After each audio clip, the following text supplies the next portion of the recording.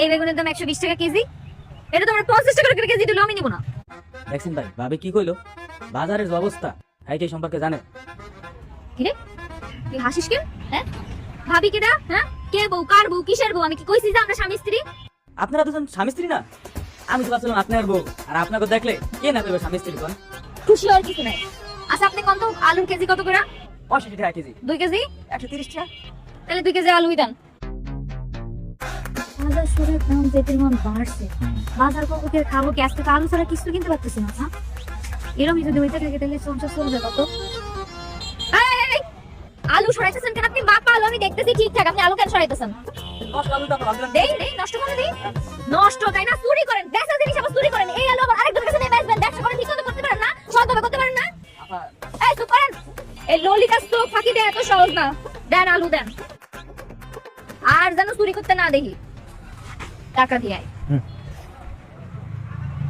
আমার বউ কিন্তু অনেক শেয়ানা, সোফা কিনা এত সহজ না, ঠিক আছে? রাখেন সাবধানে।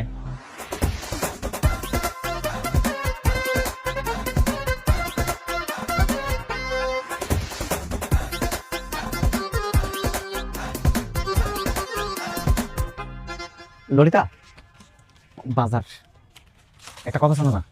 কি? এলাকার মানুষরা কিন্তু আমাকে দুজনটা দেখলে স্বামী স্ত্রী মনে করে। অবশ্য মনে করবেই নাকি, আমাকে দুজনটা কিন্তু দেখলে অনেক ভালো মনে হয়। আমার সেই বিয়ের কথা, তেলে জলে কোনোদিন মিল খাই শুনছি শুনোদিন?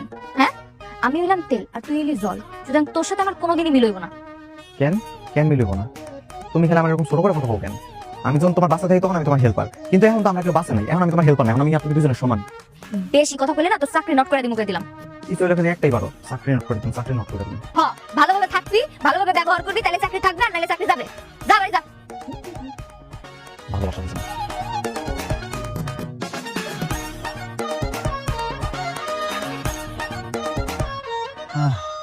কবে যে আমার চাকরিটা হইব, আর কবে যে ললিতা তোমার আমি ঘরের বউ বানাই নিয়ে আমু। এই কেডা? এই আমি দরজা খোল।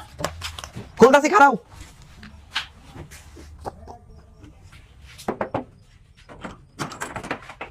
কি রে, তুই আমার মারে কি কইছস?